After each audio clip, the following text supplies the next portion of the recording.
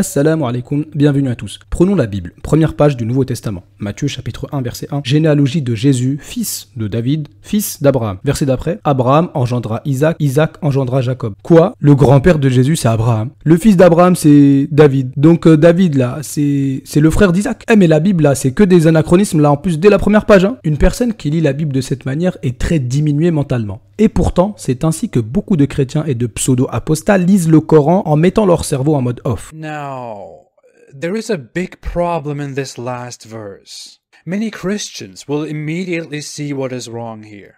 The Quran refers to Mary, mother of Jesus, as sister of Aaron. Mary, the mother of Jesus, didn't have a brother named Aaron as far as we know. The Bible never mentions such a thing. And no one ever thought she had such a brother. It looks like the Quran is confusing Mary with someone else, right? The only Aaron we know is the prophet Aaron, who could have only lived more than 1,000 years before Mary, mother of Jesus. And referring to Mary as sister of Aaron from 1,000 years ago is very bizarre. Comme beaucoup de chrétiens, cet individu a voulu prouver que le Coran est faux en prétendant qu'il contient un anachronisme de plus de 1000 ans. En effet, il affirme que le Coran confond Marie, mère de Jésus, avec une autre Marie existant 1000 ans auparavant et qui est la sœur d'Aaron. Grâce à Allah, nous allons prouver que le Coran ne contient aucune erreur et vous ferez vous-même le constat que l'erreur se trouve dans la tête du pseudo-apostat. Prenons l'exemple du mot fils. On peut lui associer au moins 3 sens. Premièrement, fils littéralement, c'est le cas par exemple d'Abraham qui engendra Isaac. Isaac est le fils d'Abraham. Deuxième sens, fils au sens large, c'est-à-dire descendant. C'est le cas de fils de David, fils d'Abraham. David est le fils d'Abraham, c'est-à-dire qu'il est le descendant. Troisième sens, fils au sens de la ressemblance. Jean chapitre 8 verset 39, Jésus s'adresse aux Juifs, donc aux descendants d'Abraham. Il leur dit pourtant, si vous étiez enfants d'Abraham, vous feriez les œuvres d'Abraham. Et un peu plus bas, au verset 44, il leur dit, vous avez pour père le diable et vous voulez accomplir les désirs de votre père. Donc ici c'est fils au sens de la ressemblance. Fils d'Abraham, faire les œuvres d'Abraham. Fils du diable, faire les œuvres du diable. Donc on voit qu'on peut être fils d'Abraham d'au moins 3 façons. Fils d'Abraham, littéralement.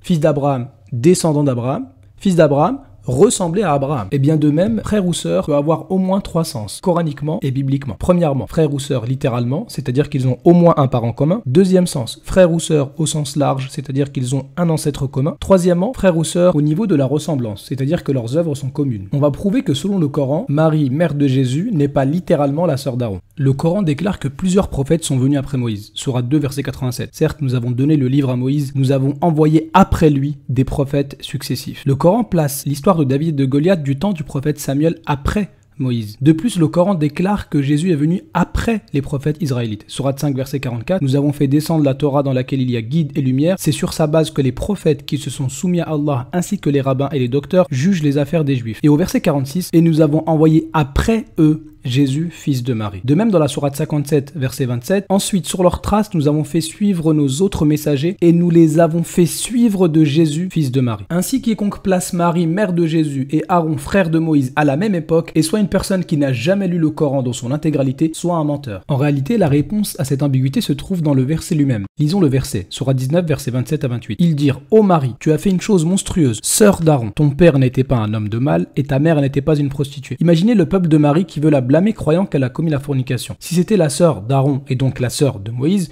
le meilleur moyen de la blâmer aurait été de citer son frère Moïse. Il lui aurait dit, toi la sœur de Moïse, ton frère Moïse est l'un des plus grands prophètes, plus qu'Aaron même. Ton frère a reçu la Torah qui condamne la fornication et la prostitution. Au lieu de cela, ils ont rien trouvé d'autre que lui dire, sœur d'Aaron, ton père et ta mère n'étaient pas des gens mauvais. Et ils ont oublié Moïse. Bon, on voit tout de suite que ça n'a aucun sens. Certains pensent avoir fait la découverte du siècle en pointant du doigt les similitudes suivantes. Selon la Bible, la sœur de Moïse et d'Aaron s'appelle Marie, fille d'Amram. Selon le Coran, la mère de Jésus s'appelle Marie, fille d'Imran. Bah voilà, le Coran a confondu les deux Maries. Absolument pas. Tout d'abord, la sourate numéro 20, juste après la sourate numéro 19, reconnaît l'existence d'une sœur de Moïse et d'Aaron et ne l'a jamais identifiée avec Marie, mère de Jésus. De même, le Coran nous parle de la mère de Moïse sans jamais l'identifier avec la mère de Marie, leurs histoires étant totalement différentes. Mais alors, est-ce une grosse coïncidence s'il y avait du temps de Moïse une Marie, fille d'Amram, et que 1000 ans plus tard, il y a encore une autre Marie, fille d'Imran? Seul un ignorant, n'ayant pas la capacité de mesurer son ignorance, peut affirmer une telle chose. Prenons la Bible. Matthieu chapitre 1 verset 16. Jacob engendra Joseph, l'époux de Marie. 1. Genèse 48, 2. On avertit Jacob et on lui dit « Voici ton fils Joseph ». Oulala, très grosse preuve que la Bible contient des anachronismes de plus de 1500 ans. Mais non, il y a eu un Joseph fils de Jacob du temps du patriarche Jacob et il y a un autre Joseph fils de Jacob du temps de Jésus. Restons avec la généalogie de Jésus. Luc chapitre 3 verset 23. Jésus, comme on le croyait, était fils de Joseph, fils d'Élie, fils de Matthat, fils de Lévi. Autrement dit, l'arrière-grand-père de Jésus s'appelle Matthat, fils de Lévi. Et verset 29, il y a un autre Jésus et son arrière-grand-père s'appelle aussi Matthat, fils de Lévi. Bah ça c'est une belle coïncidence, hein. L'individu persiste dans son ignorance en affirmant qu'Imran ne peut pas être le nom du père de la Vierge Marie, car selon les écritures chrétiennes, son père s'appelait Joachim.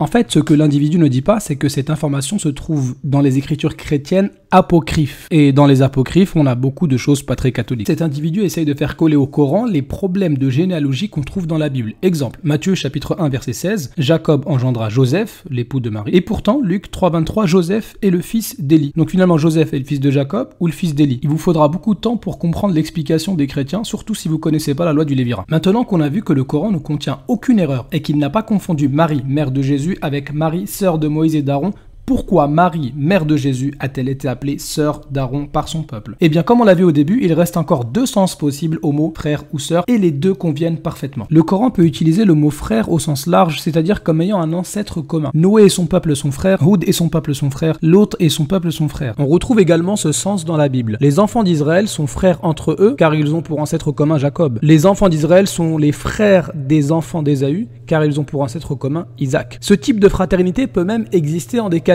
C'est-à-dire, les fils d'Édom sont appelés frères des fils d'Israël, alors qu'Édom est en réalité le fils du frère d'Israël. De même, Lot est appelé frère d'Abraham, alors qu'il est en réalité le fils du frère d'Abraham. Ainsi, peu importe à quelle génération deux groupes font partie, ils peuvent être appelés frères du moment qu'ils ont un ancêtre commun. Du coup, Marie pouvait très bien être appelée sœur d'Aaron, car tous les deux font partie du peuple d'Israël, et il semble en plus qu'elle fasse partie des descendants d'Aaron selon la Bible. Troisième sens utilisé par le Coran pour frère ou sœur, c'est celui de la ressemblance. Par exemple, les communautés en enfer sont appelées sœurs. De même, les miracles donnés par Moïse sont appelés sœurs. Les gaspilleurs sont considérés comme les frères des diables. Et les croyants sont frères entre eux. Ainsi, les mots frères ou sœurs sont utilisés pour parler de choses qui se ressemblent ou qui font partie du même groupe. La Bible aussi utilise ce sens-là. Juda est appelée sœur de Sodome, c'est-à-dire qu'elle est semblable au peuple de Sodome dans la désobéissance. Et de même, Jésus indique que celui qui fait la volonté du Père sera considéré comme son frère ou sa sœur. Quelle est donc la ressemblance qu'on trouve entre Aaron et Marie? Ce qui caractérisait Aaron et ses descendants, c'est le fait d'être consacrés à l'adoration et à la chasteté. Les sacrificateurs descendants d'Aaron n'avaient pas le droit d'épouser des femmes veuves, ni des femmes divorcées,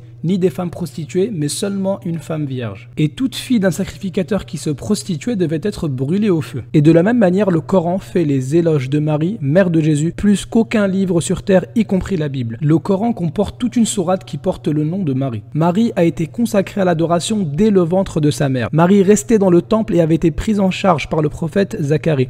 Marie a été élevée au-dessus des autres femmes du monde. Marie faisait partie des dévoués.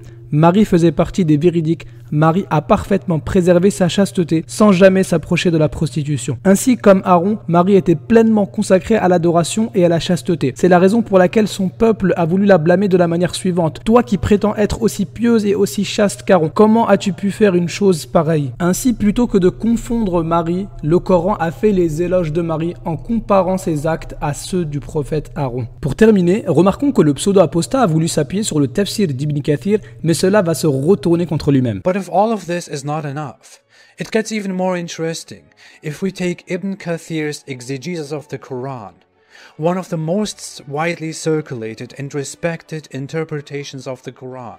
According to that commentary, Muhammad's child bride Aisha, who is respected as mother of the believers and a great scholar of Islam, was once confronted with this question as well.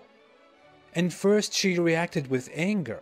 But when her opponent pointed out that there is at least a 600-year gap between Mother Mary and Aaron, she didn't know what to say and remained silent, very awkwardly. As awkwardly silent as many other Muslim apologists react when they are confronted with this question. Pour lui, le tafsir d'Ibn Kathir est l'une des interprétations du Coran la plus connue et la plus respectée. Le problème, c'est qu'il a découpé la parole d'Ibn Kathir. Bah oui, quand on n'a pas d'argument, on est obligé. Regardons. Alors déjà, il sélectionne son texte de manière un peu aléatoire. Et Ibn Kathir, qu'est-ce qu'il dit à propos de cette histoire qu'il rapporte? Il dit à la fin de cette histoire-là, et que n'a pas cité l'individu, « Wa fi hadha at-tarikh nadar » Autrement dit, il y a des choses à revoir dans cette histoire. Donc comment il peut se baser sur le tafsir d'Ibn Kathir, dont il a lui-même reconnu que c'est l'une des meilleures interprétations, mais il a coupé la partie où Ibn Kathir, juste après cette histoire-là, il dit que cette histoire, il y a des choses à revoir. Mais quelle est cette malhonnêteté? Et pourquoi il cite Ibn Kathir pas complètement? Et pourquoi son traducteur Ambiguity ne le signale pas? Ambiguity est-il tombé dans l'ambiguïté du pseudo-apostat, ou bien les deux sont-ils frères dans le mensonge? En vérité, s'il avait cité Ibn Kathir en totalité, son argument aurait fait très peu d'effet. Il n'a fait que recopier ce que son frère David Wood avait déjà fait lorsqu'il avait triché de la même manière il y a plusieurs années. Le but de ce pseudo-apostat, c'est de faire la fiesta et de manger des pastas. Il cherche à faire des vidéos en critiquant le Coran pour gagner de l'argent. Mais Allah nous a mis en garde contre de tels comportements dès le début de la sourate 2. Ce sont eux qui ont troqué le droit chemin contre l'égarement. Eh bien, leur négoce n'a pas profité et ils ne sont pas sur la bonne voie.